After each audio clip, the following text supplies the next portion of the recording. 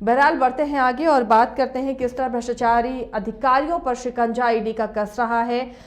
Executive ग्रामीण विकास के मुख्य अभियंता वीरेंद्र राम की आज पीएमएलए कोर्ट में पेशी की गई और 5 दिनों के लिए ईडी ने उन्हें रिमांड पर भेज दिया है। हालांकि ईडी ने 10 दिनों की रिमांड की मांग की थी, तो आज बिरसा मुंडा जेल में ही वीरेंद्र राम की रात कटेगी और शुक्रवार से ईडी रिमांड पर लेगी। आपको बता दें, जो छानबीन की गई है 100 करोड़ से भी ज्यादा संपत्ति का पता चला है।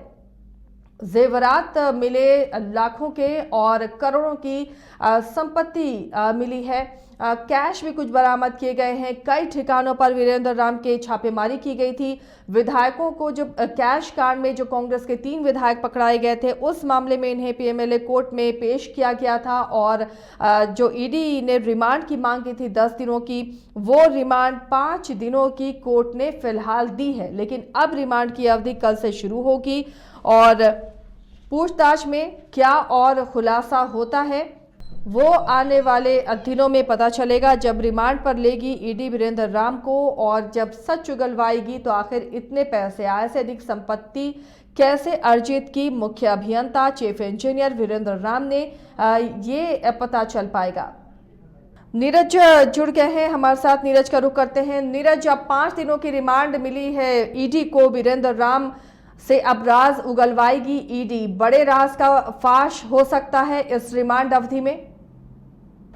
बिल्कुल कह सकते हैं। जब आज ईडी के लोग जो है पीएमएलए की विशेष अदालत में वीरेंद्र राम को लेकर पहुंचे थे, ईडी की ओर से 10 दिनों का रिमांड मांगा गया था, लेकिन जो ईडी की विशेष अदालत ने उन्हें 5 दिनों का रिमांड में दिया है। और आज जो है वीरेंद्र राम की जो रात है होटवार जेल में कटेगी और कल से जब ईडी उन्हें रिमांड पर लेगी तो बिल्कुल ये कह सकते हैं कि कई राज सामने आ सकते हैं। जिस तरह से 2 दिन छापेमारी चली, उस दौरान लगभग 100 करोड़ के उनके प्रॉपर्टी का पता चला। इस दौरान कई लग्जरी गाड़ियां, 1.5 करोड़ के आभूषण, कई बैंक के अकाउंट, साथ ही साथ उनके रिश्तेदारों के नाम पर खरीदी गई प्रॉपर्टीज़ वो सामने आए। तो ऐसे में बिल्कुल कहा जा सकता है कि जब कल से ईडी रिमांड में लेगी तो कई लोगों के नाम भी सामने आ सकते हैं और जो उनकी छुपी हुई प्रॉपर्टीज़ है और कई सेल कंपनियों के नाम भी आ रहे हैं जहां पर वीरेंद्र कुमार ने अपने सीए के माध्यम से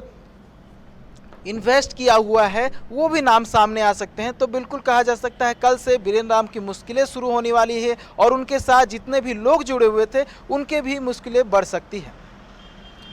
चलिए नीरज, शुक्रिया इस तमाम जानकारी के लिए। तो कई लोगों की मुश्किलें अब बढ़ सकती हैं जो इससे जुड़े हुए थे, क्योंकि ईडी जब रिमांड पर लेगी तो कई तरह के राज खुलवाने का, उगलवाने की कोशिश करेगी और कई नाम और सामने आ सकते हैं, क्योंकि एक की गिरफ्तारी, एक के रिमांड के बाद कई और नाम सामने आते हैं। उन्हें समन भेजा जाता है, उनका बुलावा ईडी की तरफ से होता है और उसके बाद फिर कई और लोग के नाम सामने आते हैं। तो अब वीरेंद्र राम से जब ईडी पूछताछ करेगी, रिमांड पर लेगी, तो कई और नाम सामने आ सकते हैं और लगातार इस खबर पर अपडेट आप तक हम पहुंचाते रहेंगे। फिलहाल इतना ही। खबरों के लिए बने रहिए न्यूज़ बाइस्कोप के साथ।